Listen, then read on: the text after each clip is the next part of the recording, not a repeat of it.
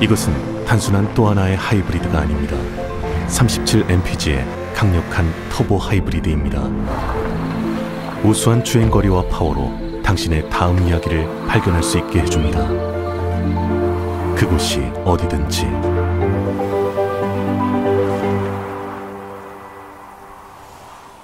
올류 소렌토 터보 하이브리드, 세계 최초의 스토리텔링 머신.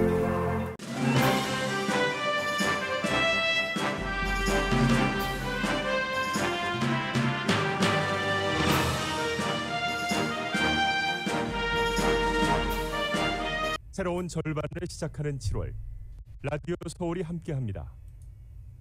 강혜신의 오늘의 미국.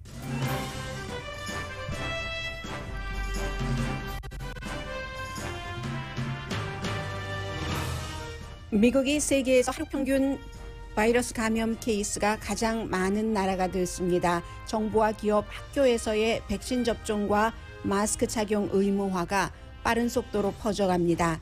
뉴욕시는 내일부터 백신 접종을 받는 사람에게 $100를 주는 등 백신 접종을 강하게 권합니다.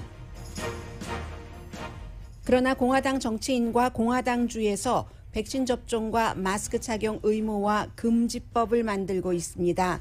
월스트리트저널도 사설에서 현 상태에서의 정부 차원 백신 접종 의무화를 비난합니다. 바이든 대통령이 오늘 아침 의회에 렌트비를 못 내는 사람의 퇴거 유예 기간을 연장하는 법을 만들어달라고 요청했습니다. 연방의회에서 열리고 있는 의사당 폭동 조사 진실찾기 청문회는 대부분 미국인들에게는 지루하거나 무감각하게 다가갑니다. 그러나 공화당의 그리고 또 미국의 미래가 걸린 이슈라고 이코노미스트가 보도했습니다. 지난 몇 개월 밀고 당겨졌던 초당적 기간 산업안이 연방상원에서 공식 논의를 하기 위한 투표수를 확보했습니다. 공화당 상원 의원 17명이 민주당 의원과 뜻을 같이 했습니다. 드문 일입니다. 2, 4분기 국내 총생산 GDP가 예상보다 낮은 6.5%입니다. 반면 업계에서는 곧 백투스쿨 판매 기록을 기대합니다. 도쿄올림픽에서는 메달보다 중요한 인간 스토리들이 만들어집니다. 올림픽에 처음 출전한 라오스계 미국인 수니 살리 체조 선수가 사이먼 베일즈가 기권한 뒤 금메달을 받았습니다. 여러분 안녕하십니까? 오늘의 미국 강혜신입니다. 네, 이제 미국은 백신 의무화, 마스크 의무화 순간이라고 할까요? 어떠한 그 터닝 포인트라고 할까요? 그런 찰나입니다. 마스크보다는 아무래도 백신 접종이 조금 더 많아진다면 그 효력이 훨씬 큰 것은 너무나 당연합니다. 오늘 상황을 말씀드리고 백신 접종에 관한 여러 가지를 전해드릴 텐데, 세계보건기구에서 발표한 이 내용을 의회신문 더 힐은 쇼킹한 뉴스라고 보도를 합니다. 7월 25일 며칠 전에 끝난 한 주일 새로운 바이러스 감염자를 통계를 내봤더니 미국이 그 전주보다 131%가 늘어났습니다.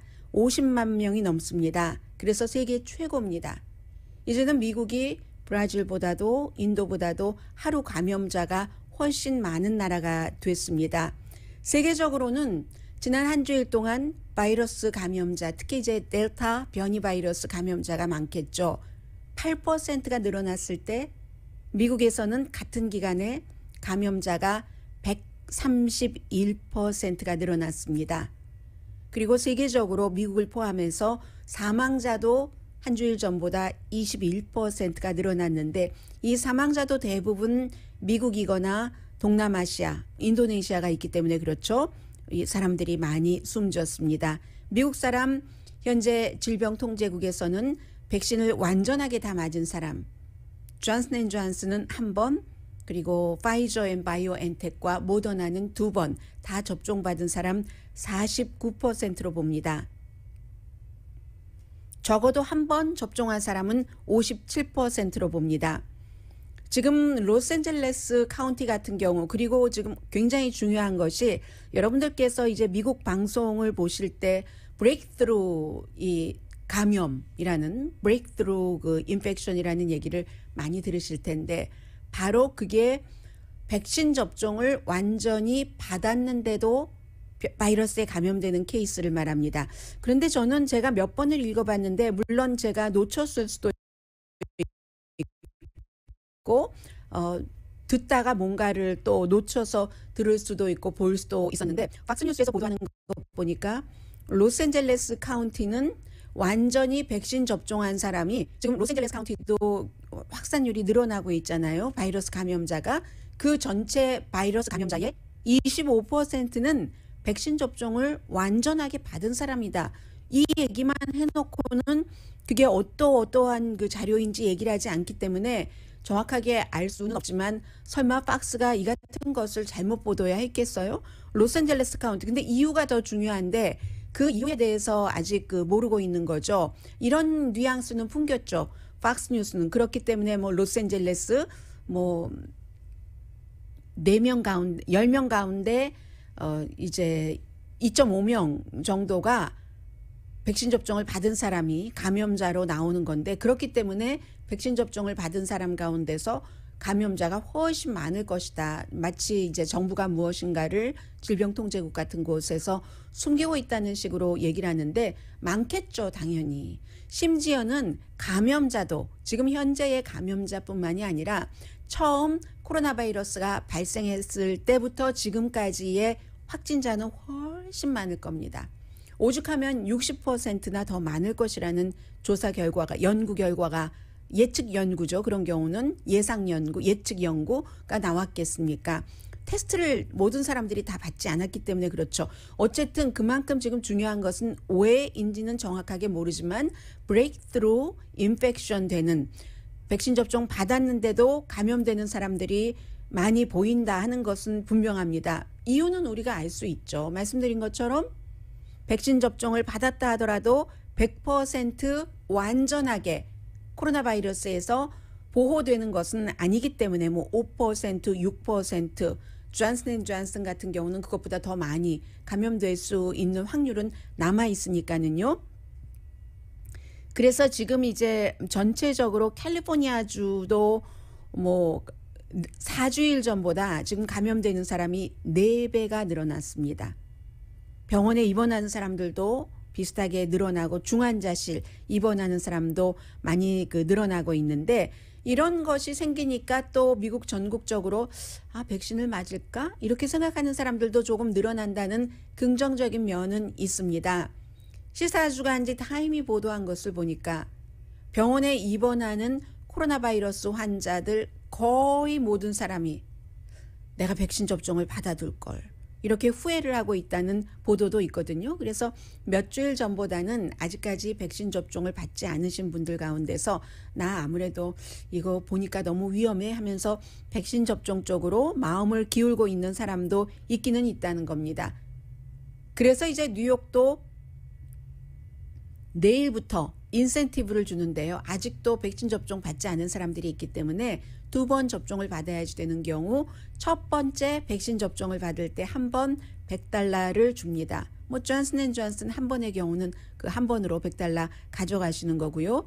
이런 형태로 정부가 돈을 써가면서 주민, 또 카운티 주민, 전체적인 국민들에게 백신 접종을 하라고 얘기를 하고 있습니다. 그래서 이제 뭐 아주 굉장히 폭발적이에요. 지금 캘리포니아, 뉴욕주, 뭐 LA, 뭐 카운티, 시, 뉴욕시, 연방 정부도 마찬가지로 지금 이제 재향 군인청뿐만이 아니라 많은 곳에서도 백신 접종에 대해서 오늘이 아마 바이든 대통령이 이에 대해서 조금 더 확실한 기자회견을 할 것 같고요. 연방 정부, 주 정부, 로컬 정부뿐만이 아니라 구글, 페이스북, 넷플릭스 같은 빅테크 회사도 이제 직원들에게 특별한 경우가 아니면 종교적인 이유라든가 아니면 뭐 어디가 아파서 백신 알러지가 있는 사람들, 그런 분들은 제외를 하고 백신 접종 의무화 직장인에게 이렇게 하고 있고, 구글의 경우는 오랜 동안 재택근무를 했는데 올해 10월부터는 재택근무하던 직원들을 회사로 나와서 근무하게 하려는 정책을 쓰려고 했는데 그걸 미룬다고 합니다. 뭐 그 밖에 몰건 스탠리 같은 제정업계에서 큰 회사, 이 미디어에서도 워싱턴 포스트도 지금 이제 백신 접종 의무화를 했고, 대학교는 며칠 전에 제가 500군데의 칼리지와 유니버시티라고 말씀을 드렸는데 이제 500군데에서 5분의 1인 100군데가 더 늘어난 약 600군데의 대학과 칼리지가 가을에 학교 올 때 백신 접종 받고 오세요 한다는 거죠. 캘스테이시 미국에서 공립대학교 시스템 가운데서는 가장 많죠. 21개인가요? 캠퍼스 있죠? 21개, 22개 정도 있을 텐데, 그러니까 제일 학생들이 많은 거죠. 여기도 마찬가지고요. 오늘 이제 바이든 대통령은 연방 공무원의 뭐 몇백만 명 되겠죠. 백신 접종뿐만이 아니라 또 연방 공무원과 함께 일을 하는 계약자 회사도 마찬가지고 마스크 쓰기, 거리 두기 할 것을 요청을 합니다. 바이든 대통령 다시 마스크 쓰기 시작했고요. 백신 접종을 받지 않으신 분들에 대한 여행 규제 같은 것 여전히 있습니다. 그런데 이렇게 말씀드린 것처럼 민간 차원, 정부 차원, 개인들도 백신 접종에 대해서 긍정적으로 아니면 필요에 의해서 맞아야지 되겠다라고 생각하고 있기는 하는데, 그런데도 이 공화당이 백신 접종이 자유를 막는 것이다, 뭐 이런 주장이에요. 그리고 그것보다는 어찌 보면 처음부터 이 백신이 민주당이 만들어낸 가짜라고 얘기를 했었고, 그리고 처음에는 또 도시니까 민주당 주, 시에서 많이 발생했기 때문에 본인들의 시골 주, 카운티, 시에 별 영향이 없었는데, 이제는 도시가 아니라 그쪽으로 미국의 바이블 벨트 남쪽 이쪽으로 피해자가 많이 나와서 일부에 뭐 엘라바마라든가 아니면 지금 그 플로리다 주지사도 약간 백신에 대해서는 또 긍정적인 얘기도 해요. 팍스의 셔네니티와 마찬가지로 애매모호하게 그런 형태로 하는 사람이 있지만 소수입니다. 소수고요. 대부분의 공화당은 지금 반발하고 있거든요. 어제 그 오하이오주의 한 그 카운티에서 뭐 마스크 쓰기 의무화 이런 것 한다고 해서 굉장히 사람들이 좋아하고 환호했다는 말씀을 전해드렸었는데, 플로리다주에서도 뭐 마스크 쓰기, 뭐 백신 접종 의무화하면은 비즈니스에 어떤 벌을 주는 법을 만들기도 하고요. 이런 것은 한마디로 정리를 하자면 트럼프 전 대통령을 지지하는 그 기반은 아직도 백신에 대해서 별로 움직이지 않고 있다. 마음이 강하게 지지하면 강하게 지지할수록 꼼짝하고 있지 않다는 것이고요. 월스트리트저널도 어제 그 사설을 쓴 것을 보니까 뭐라고 얘기하냐면 애매모호해요. 애매모호해도 셔네니티까지 가지는 않고요.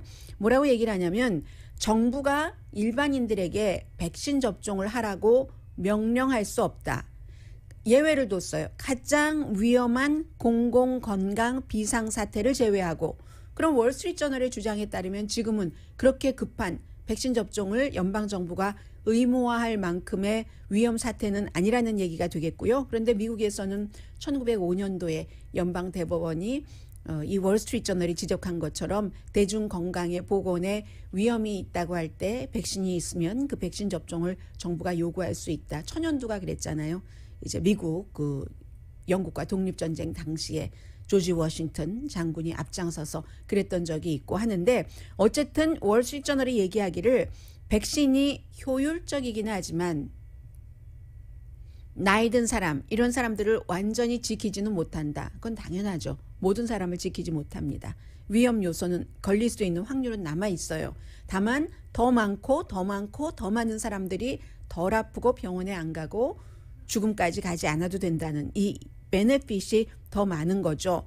하면서 월스트리트저널은 정부는 국민에게 백신 접종 받아라 하고 뭐 반강제화 내지는 의무화를 할 수 없지만 민간 기업은 할 수 있다. 민간은 그 회사 자체의 룰을 정할 수 있다라고 얘기를 합니다. 그래서 이제 그 정도가 돼야지 미국이 자유를 지킨다. 뭐 이런 식으로 해석을 했는데요. 미국에서 제일 유명한 자유주의 그 철학자가 로버트 노직이라고, 이분이 2002년도에 숨지셨는데 하버드 대학교에 정말 너무너무 유명한 자유주의, 완전 그 자유를 추구하는 그 철학자인데 이분은 세금 내는 것도 강제 노동에 비유를 했었던 분이에요. 그런다 그것은 돈과 다른 기타 자유지 이번에 이 코로나 바이러스 같은 것은 전염병이기 때문에 다른 사람의 건강을 위협하는 거잖아요. 거기에 대해서 노직 교수는 그럴 때는 정부가 백신 접종 같은 것 하라고 건강에 대해서는 의무화를 할 수 있다. 자유주의적 사고를 갖고 있는 철학자 가운데서 가장 그 자유주의적인 그런 그 로버트 노직 교수가 그런 얘기를 했고요. 그래서 그러니까 월스트리트저널도 아주 애매모호한 거예요. 하니까 뭐라고 결론을 내리냐면 지금 여러분들과 제가 이미 맞았고 맞으실 그런 백신은 미국 백신 경우요. 급하게 승인을 한 겁니다. temporary 승인을 한 것이거든요.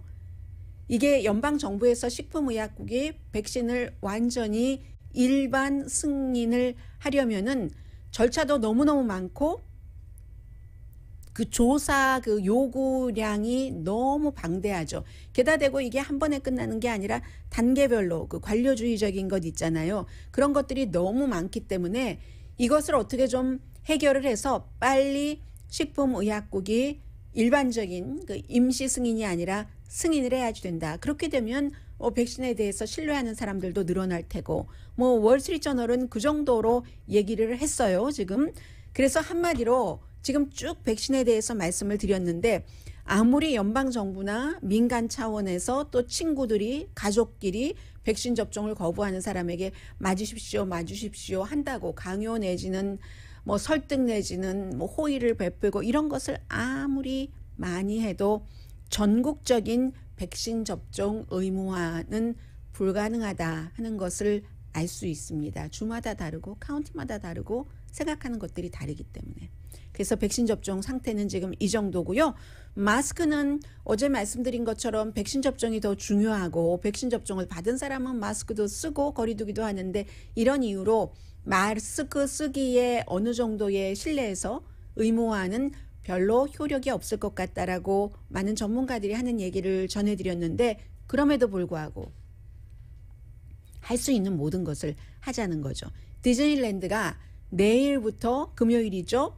공원에서 이 실내 공원이 있잖아요. 여러 가지 하는데 그 실내에서는 이 그 마스크를 써야지 된다. 백신 접종을 받았든지 받지 않았든지 상관없이 마스크를 쓰도록 정했습니다. 이 디즈니랜드가 정했고요. 실외에서는 그 옵션입니다. 그렇기 때문에 이 디즈니랜드만 그런 것이 아니라 다른 곳도 여러 군데가 지금 그렇게 되고 있는데 어제 그 마스크 착용 의무화를 금지하는 그 카운티 차원의 법을 통과시킨 미주리주의 세인트루이스 있죠. 그 세인트루이스에서 이제 그것을 투표하기 전에 보건 관계자가 나가서 얘기를 하지 않았겠어요? 보건 관계자니까 당연히 마스크 쓰는 것이 좋다고 얘기를 했겠죠. 이 사람이 본인이 그 같은 증언을 그 회의에서 하고 있는 동안 얼마나 많은 생명에 위협을 주는 그 같은 메시지를 받았는지 모른다. 파사이 칸이라는 분이거든요. 이름에서 이제 대강의 그 인종이 짐작이 되는데 인종차별주의적인 그런 메시지, 외국인 혐오 메시지, 그야말로 시의원들도 이 공공, 보건, 건강 그 관계자에게 마치 죽여버리겠다는 식으로 그런 그 위협적인 메시지를 보낸 사람도 있고 위협적인 메시지를 보낸 그 사람의 일부에는 시의원들도 있다. 이만큼 아직도 백신과 마스크 착용에 대한 거부감이 미국에서는 지역에 따라서 차이가 크고 아직도 많다 하는 현 상황입니다.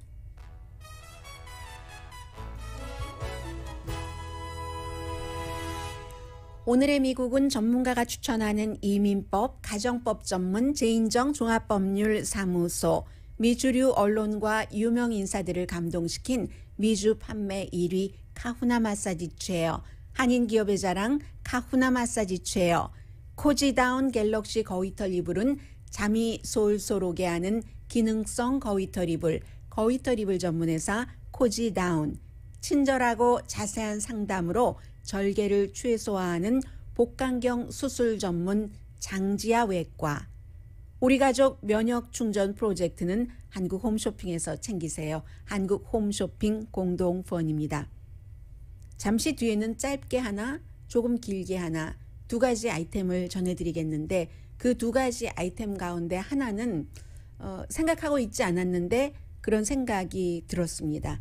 제가 방송하는 사람으로서 의무감 같은 것을 느끼면서 이 내용을 여러분들께 꼭 보도해드려야지 되겠다 하고 선택한 아이템입니다. 잠시 뒤에 뵙겠습니다.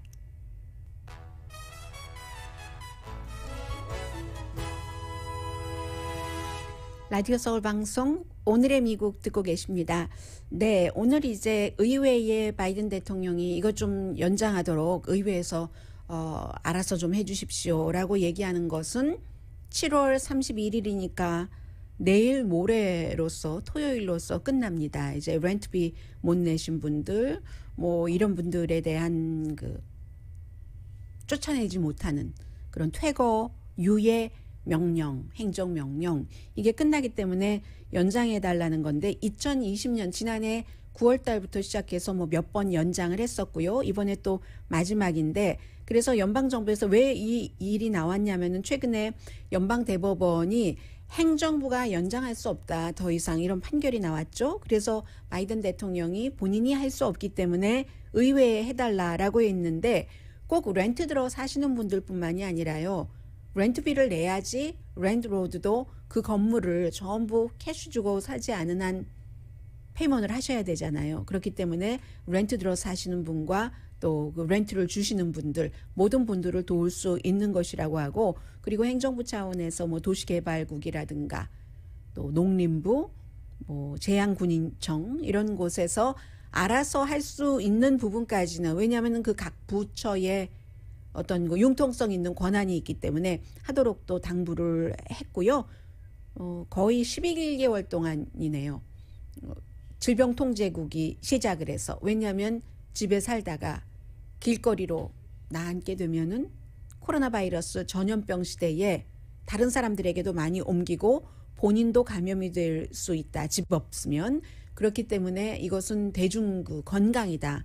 공중보건이다 해서 질병통제국에서 이제 이러한 것들을 관장하게 됐었는데 아마 이제 대통령이 연장을 해달라고 했고 그리고 이 부분은 연방 프로그램도 있지만 주정부, 시정부, 카운티 따라 다 다른 그 프로그램들이 있기 때문에 좀 그 여러 가지를 잘 준비를 하고 활용을 하시는 분들께 훨씬 이득이 되는 거죠. 물론 언젠가 내기는 내야지 되는 부분들이 많이 있습니다만 당장 이제 숨 좀 쉬자 하는 그런 분위기에서요.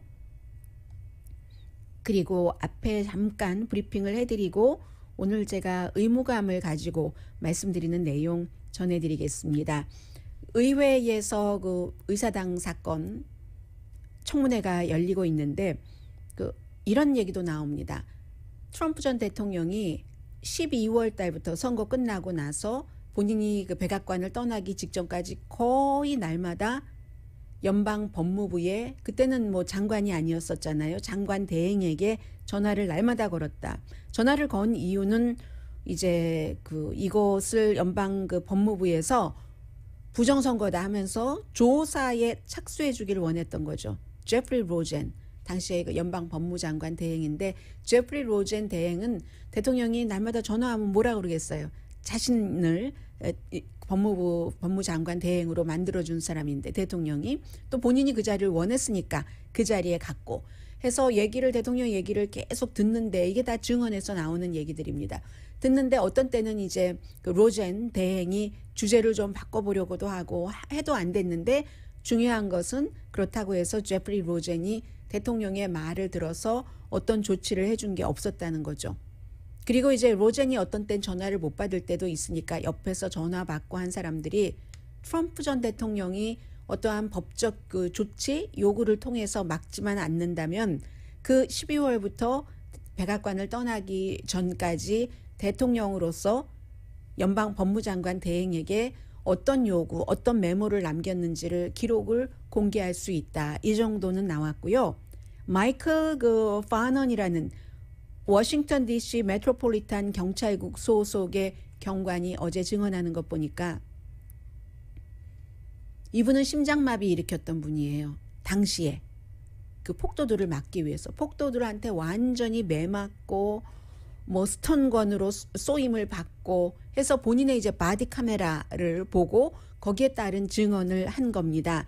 그런데도 오늘 아침에 이제 어제 증언하고 오늘 아침에 매체와 인터뷰하는 것을 들어보니까 공화당 의원들은 지금 그 의사당 그 사건을 수사하는 거죠. 의회에서 말하자면 조사하는 것을 안 본다. 보기를 거부한다. 시간 없어서 못 본다 하면서 그런 얘기를 한다는 거예요. 케빈 맥카티도 기자들이 물어보면 너무 바빠서 못 본다 하잖아요.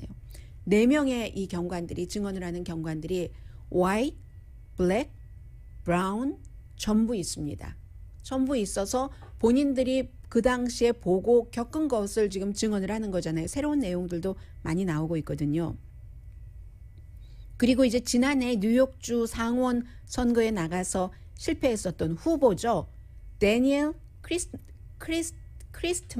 크리스트만이라는 이 사람도 체포됐어요. 의사당에 가서 온갖 이제 접근 금지 구역에 들어가고 했었던 것. 뭐 그 당시에는 지금 굉장히 뭔가 조사를 하기가 쉬웠잖아요. 나와서 내가 이랬어 하고 전부 발 올리고 남의 책상에 가서 앉아서 뭐 이런 것들을 인스타그램이나 페이스북 등에 올려서 이 사람도 그랬거든요. 그랬는데 또 중간에 사람들에게 뭐 딱 전화 걸고 뭐 거기에다가 메시지 보내서 자신이 나와 있으면 내려줘 했는데도 결국은 본인이 남긴 그런 것들 때문에 지금 체포가 됐고요. 원래 2020년도에 자유당 대통령 선거 후보가 되려고 했습니다. 주 선거에서 이기지도 못한 사람이 대통령이 되겠다고 본인이 생각했겠어요. 이제 이런 식으로 선거에 나가는 사람이 굉장히 많은데 그렇고 이 부분이 제가 오늘 여러분들께 전해드리고 싶었던 내용입니다. 이코노미스트가 공화당이 지금 수정주의 쪽으로 가고 있는데 1월 6일 의사당에서 무슨 일이 일어났는가에 대해서 그 수정주의는 어둠 속으로 가는 길이다라고 얘기를 하면서 처음에 이제 1월 6일 날 사건이 있고 케빈 맥카티 공화당 하원 원내대표가 대통령에게 책임이 있다라고 하다가 이제 마알라고 가서 트럼프 전 대통령 만나고 오더니 트럼프 대통령에게 책임이 없다. 트럼프 전 대통령은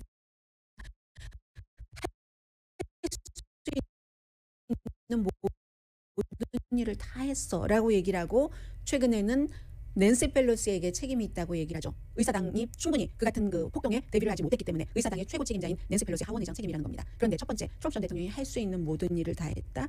그날 제가 여러분들께 특별 방송을 오후에 해드려서 압니다. 더 잘합니다. 스케줄이 기억이 나거든요. 그런 폭도들이 막 일어나고 몇 시간 동안 대통령이 아무 일도 하지 않았습니다. 방위군 투입도 나중에 부통령, 낸시 펠로시 이런 사람들의 요청에 의해서 이루어졌죠. 두 번째, 낸시 펠로시 책임이다. 어떻게 폭도들을 막지 못했는가.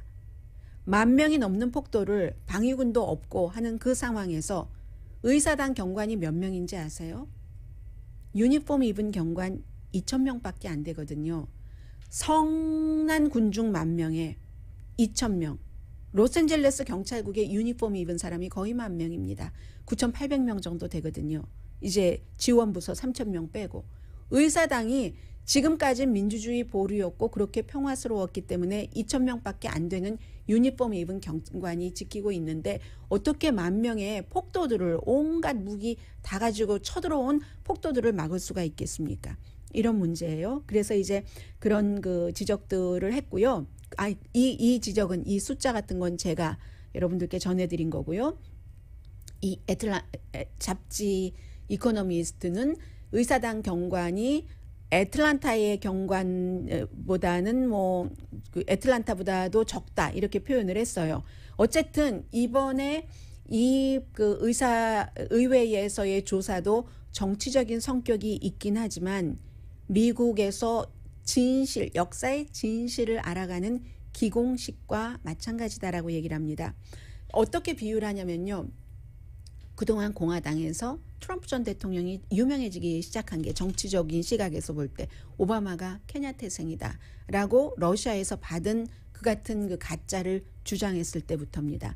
그렇게 얘기를 했었을 때 거의 모든 공화당 사람들은 그건 아니다라고 부정을 했었다는 거죠.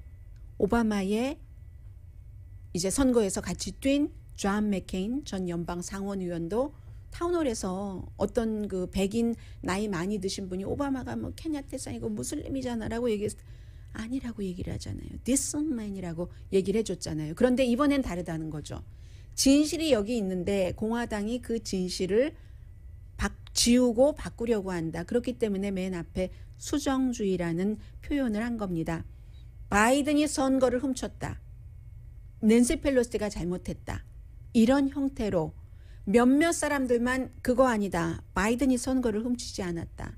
낸시 펠로시가 잘못하지 않았다. 라고 얘기하는 사람은 공화당 가운데서 몇몇 사람뿐이라는 거예요. 리스 체니, 아담 킨징어 같은 일리노이주, 또 리스 체니 너무 이제는 잘 아시고요. 딕 체니의 딸, 그런 몇몇 사람들을 빼놓고 지금 공화당은 다 예전에 오바마가 케냐테생이야 할 때 어떤 사람은 아직도 그렇게 얘기를 하지만 그런 사람은 정말 잘 모르고 하는 분이고요. 그런 소리는 좀 무시해도 될 것 같고 지금은 미국에서 정말 100명 안에 드는 공화당 정치인 이런 사람들이 다 바이든이 선거를 훔쳤어 라고 말하면서 의사당에 저 조사하는 현장에 대해서 눈도 돌리지 않고 가짜로 덮으려고 한다는 거죠. 그래서 이코노미스트가 헐리우드 액션이 지금 4명의 경관들이 당시의 상황을 설명하는 것보다 덜, less 드라마틱했다. 경관들이 본인들이 어떻게 당했는가. 오죽하면 현장에서 직무 수행 도중 심장마비가 옵니까. 그게 훨씬 더 드라마틱했다라고 얘기를 하면서 완전히 지금 이라크 전쟁터에도 나가서 전쟁터보다 더하다라고 얘기를 했었던 아퀴리노 그 건넬 경관의 얘기를 인용을 하네요. 중세의 전투와 같았다 그날. 그런 얘기를 하는데 막 두 손에서 피가 나고 하는 그런 거요. 그리고 또 해리 듄이라는 이분은 이제 아프리칸 아메리칸이죠. 내가 어떻게 N자 월드를 수없이 받았는가. 또 마이클 파논 이분이 바로 비디오 카메라로 이렇게 쫙 봤는데 정신이 잃고 심장마비 일으켰던 분들. 그런데 이 세 분 플러스 또 한 분의 얘기가 모두 그 폭도들이 한 얘기가 트럼프가 나를 가라고 해서 왔다. 트럼프가 보냈다. 이렇게 증언을 했다는 거죠. 그런데도 공화당 유권자들은 너무 많이 들었어. 너무 많이 알고 있어. 아직도 바이든 책임이지. 누가 그렇게 하래? 그러니까 그날 그런 일이 있었지. 라고 얘기를 하고 또 실제로 공화당과 민주당 또 맥카티 그 공화당의 하원 원내대표도 이번 조사가 그 같은 공화당 유권자들의 마음에 어떤 변화를 줄 것이라고 생각하지 않습니다. 그래서 이 이코노미스트가 전에 이코노미스트에서 일했고 지금은 이제 그 브루킹스 연구소에서 연구를 하고 있는 조나단 그 라프라는 분의 새로운 책을 예로 들고 있는데 Constitution of Knowledge라고 지식의 헌법이라는 이런 책인데 지금 미국은 인식론의 비상사태다. 본인이 원하기만 하면 진실인 줄 알면서도 무시하고 들으려고 하지도 않고 이게 미국 민주주의가 인질로 잡혀버렸다라고 표현을 하는 거죠. 그 이유는 여러 가지가 있죠. 인터넷 규제하는 것도 실패했고 가짜 정보 쫙 풀었죠. 그러면서 페이스북, 구글 같은 데 돈 엄청 많이 벌었죠. 지금 이제 규제한다 하지만 돈 벌 거 다 벌고 하는 거예요. 트럼프 시대에.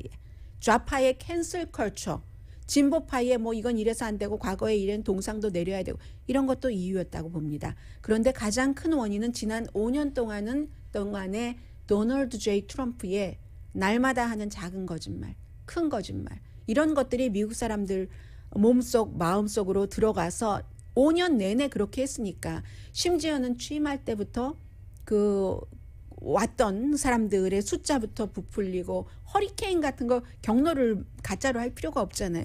그런 모든 거 해서 미국 사람들이 지금 진실에 대한 인식 자체가 마비됐고 진실 지우기를 하는 완전히 인식론의 비상사태라고 얘기를 합니다. 선거가 있기 7개월 전에 트럼프 전 대통령이 얘기를 했어요. 바이든이 부정선거를 할 것이다. 도둑질할 것이다. 선거 치러지기 7개월 전에 야당이. 이게 바로 조지 오웰이 또 못 그렸던 조지 오웰조차도 미처 끝내 다 끝까지 완성하지 못했던 왜 어떠한 정부에서 빅브라더가 눈으로 본 것을 부정하고 귀로 들은 것을 부정하라고 하잖아요. 눈으로 보고 귀로 들은 것을 부정하고 내가 따르는 대로 해라. 완전히 책 속에 먼지까지 다 새고 있는 빅브라더라고 얘기하면서 그 조지 오웰의 소설에서도 완성하지 못한 것을 트럼프 전 대통령이 5년 동안 했다는 겁니다. 물론 지금 트럼프 전 대통령이 없기 때문에 나아질 수도 있다고 지적을 하지만 이 나아질 수 있다는 것은 내년의 선거에서 온건한 공화당이 트럼프 전 대통령이 5년 동안 해왔었던 왜곡과 거짓과 폭력, 말의 폭력, 실제 폭력 이런 것을 거부하는 사람이 트럼프를 부정하면서 당선될 때 그때 공화당은 지금 트럼프 아래서 본인이 다음에 하원의 의장이 되보겠다고 살살 기고 있는 케빈 맥카티 공화당 원내대표보다 훨씬 훌륭한 사람을 지도자로 선출을 할 때 그때 공화당은 다시 태어날 수 있다. 당의 방향을 재설정할 수 있다라는 얘기죠. 4명의 경관들이 이 트럼프 전 대통령의 지지자들과 싸우고 어떤 지금 윤리적으로 이렇게 해야지 된다 하는 올바른 증언을 하고 있는데 공화당에서는 어깨 한번 슈러그도 하고 나서 나 바빠서 못 보겠거든. 이러면은 날 샌다. 이게 이코노미스트의 오늘 지적입니다.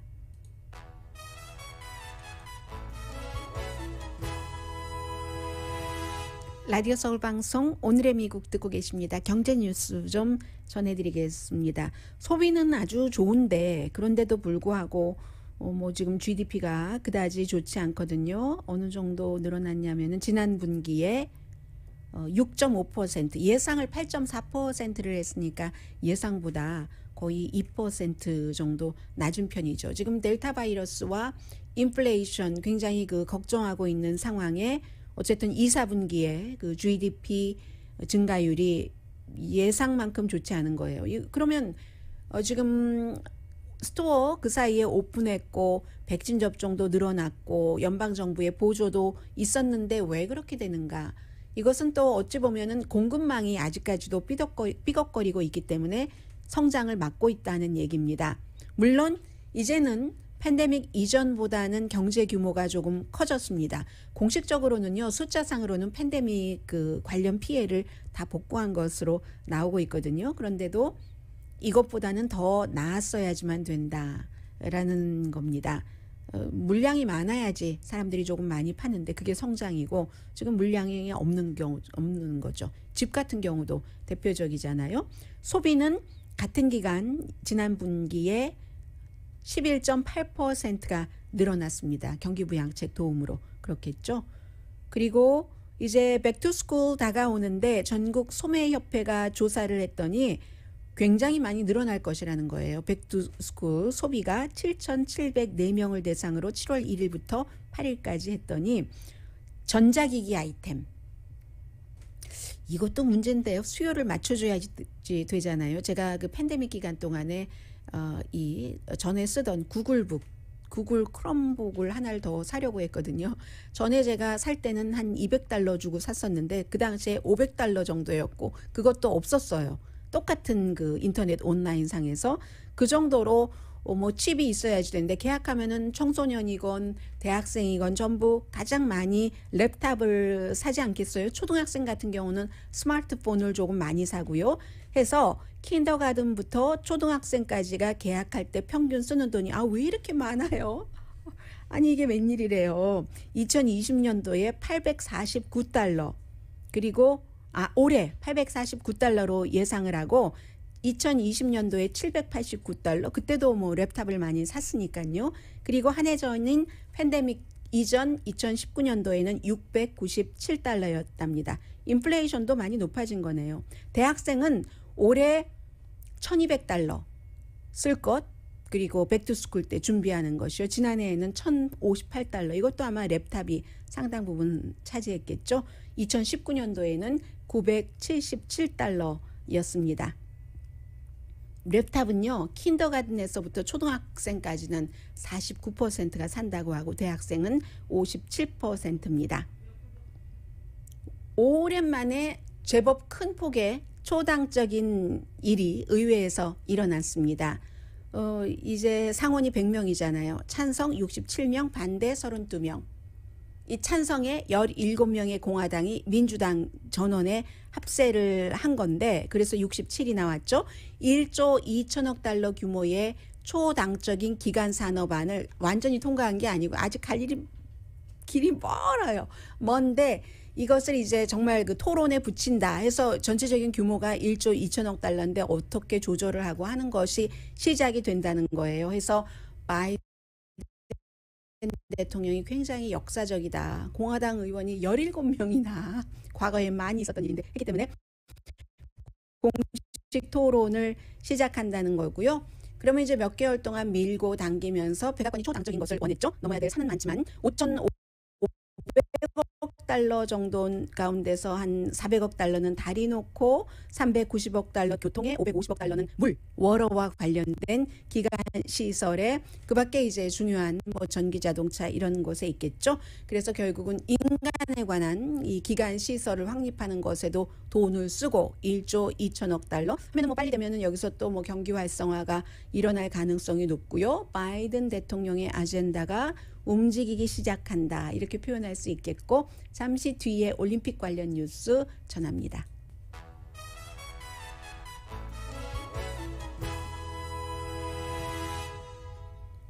라디오 서울 방송 오늘의 미국 듣고 계십니다. 네, 뭐 올림픽에서는 여러 가지 기록들 많이 나오고 있고 뭐 한국, 미국, 일본이 지금 가장 그 앞서가고 있죠.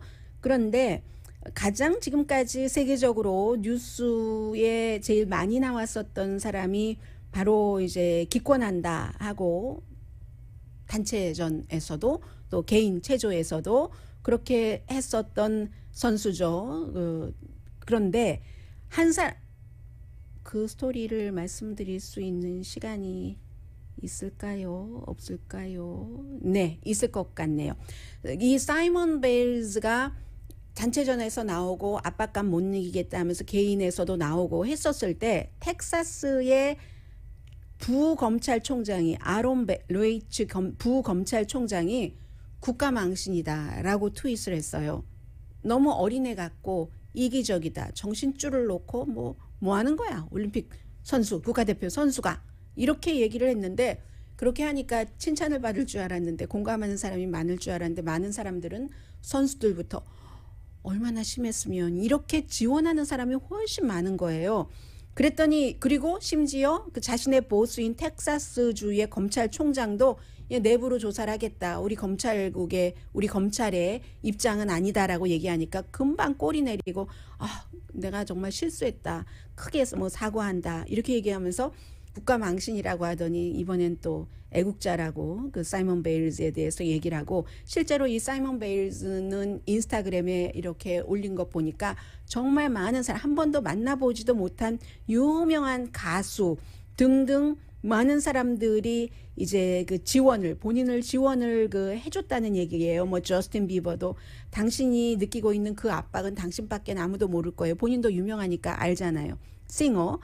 그래서 모르지만 그래도 내가 이거 지켜나갈 수 없다 하고 기권하기로 결정한 것이 자랑스럽다라고 얘기를 하고 이 체조 선수는 사이먼 베일러는 자신을 비난한 사람의 글도 이 인스타그램에 올리기도 했고요. 또 뭐 많은 그 올림픽 선수들은 동병상련으로 나도 그런 건 느낀다. 선수 이전의 사람이다 했는데 이런 일이 있으면 하나의 일이 있으면 꼭 그 다음 일들이 또 일어나잖아요.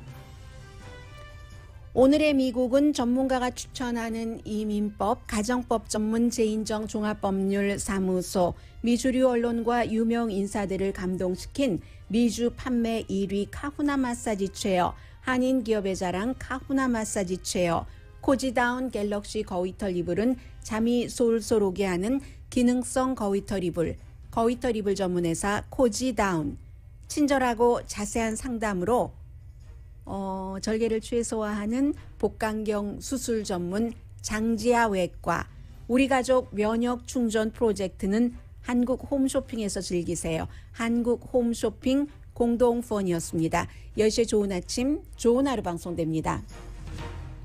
그래서 이제 그 사이먼 베일즈 선수가 기권하고 나서 미국에서 올림픽에는 처음 출전을 했어요. 다른 큰 대회는 많이 나갔지만 수니 리, 뭐 중간에 다른 이름도 있지만 그 라오스계입니다. 라오스계인데 이 순일리가 처음 출전을 해서 결국은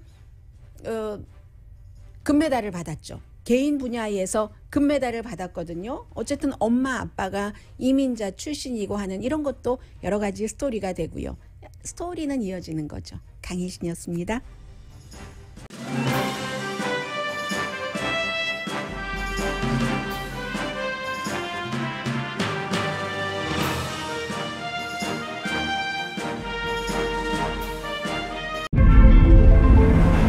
이것은 단순한 또 하나의 하이브리드가 아닙니다.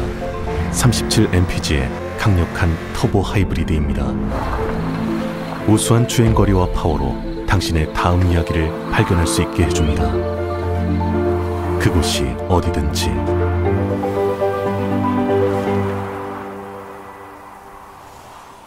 올류 소렌토 터보 하이브리드, 세계 최초의 스토리텔링 머신.